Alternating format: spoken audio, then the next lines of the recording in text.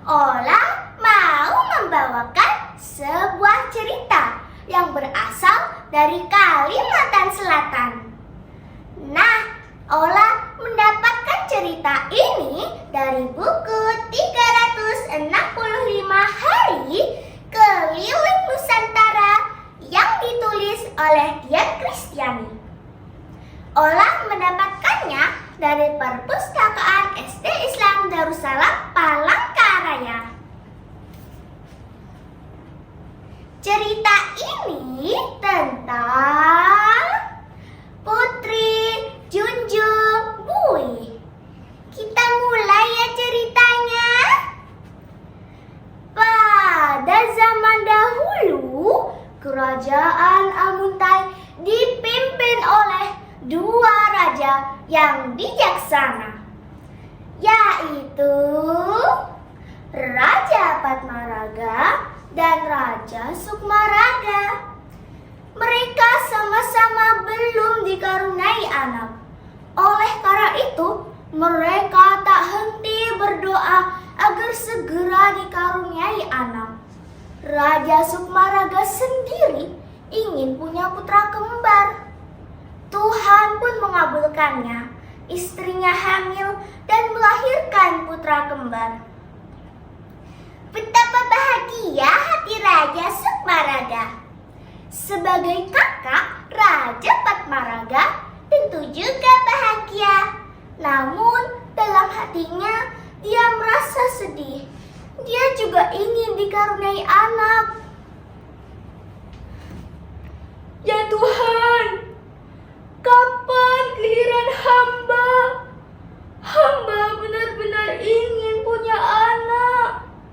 Tak harus anak laki-laki. Seorang putri pun akan hamba terima dengan senang. Setiap malam dia berdoa. Berbulan-bulan kemudian Raja Padmaraga bermimpi. Dalam mimpinya dia diminta untuk pergi ke Candi Agung. Datuk, apa arti mimpiku? Tanyanya pada penasehat istana, yaitu Datuk Pujung. Mohon maaf Raja, mungkin Raja akan mendapatkan seorang anak jika pergi ke Candi Agung, sahut Datuk Pujung. Pagi harinya Raja Padmaraga bersama Datuk Pujung pergi ke Candi Agung. Dalam perjalanannya, dia melewati sebuah sungai. Di sungai itu ada seorang bayi perempuan yang terapung di sungai. Bayi itu tidak tenggelam karena disanggah oleh buih air sungai. Inilah jawaban dari doa-doaku. Tolong angkat bayi itu dari sungai, pinta Raja Padmaraga pada Datuk Pujung. Datuk Pujung mencoba menggapai bayi itu. Namun bayi itu menjauh. Dari kejauhan, tiba-tiba bayi itu berbicara. Jangan bawa aku malu. Tutupilah tubuhku dengan sehelai selimut yang ditenun dalam waktu setengah hari saja. Selain itu, aku minta 40 wanita cantik untuk menjemputku. Raja Padmaraga segera meminta Datuk Pujung kembali ke istana.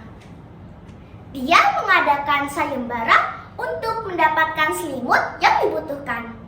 Datuk Pujung segera melaksanakan perintah.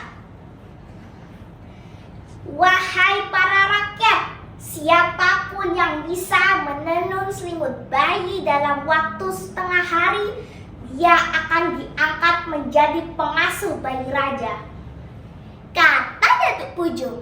Para wanita pun mulai menenun. Namun sampai setengah hari belum ada yang bisa menyelesaikan satu selimut. Datuk Pujung nyaris putus asa. Namun, tiba-tiba seorang wanita datang. Dia menyerahkan sehelai selimut yang indah. Ini Tuan, bergegaslah berikan pada putri itu. Pinta wanita itu. Datuk Pujung terkesima dengan tenunan itu. Semuanya begitu sempurna. Siapa namamu? Saya Ratu Kuripan, Tuan. Pinta wanita itu. Datuk Pujung, Ratu Kuripan, dan 40 wanita cantik bergegas kembali ke sungai. Datuk Pujung menyerahkan selimut itu pada Raja Padmaraga. Kemudian dia mengangkat bayi itu dari sungai.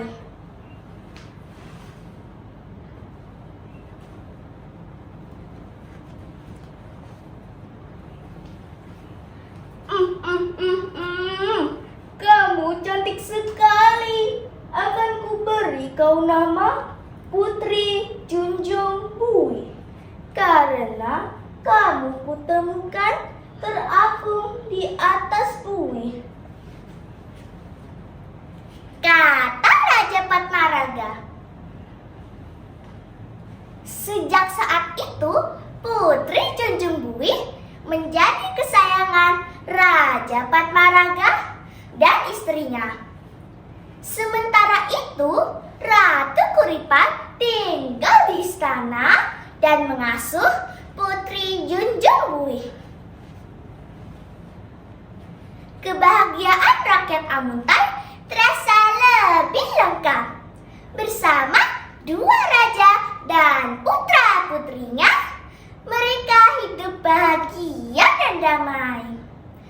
Nah, teman-teman, itulah sedikit cerita dari Putri Junjung Bui. Pesan moral yang dapat kita ambil yaitu kita harus senantiasa berdoa dan berusaha. Percayalah, Allah akan mengabulkan permintaan kita. Pergi ke kebun untuk memetik buah. Ternyata pohonnya terlalu tinggi. Saya ucapkan maaf bila ada salah. Sekian sudah cerita ini. Wassalamualaikum warahmatullahi wabarakatuh.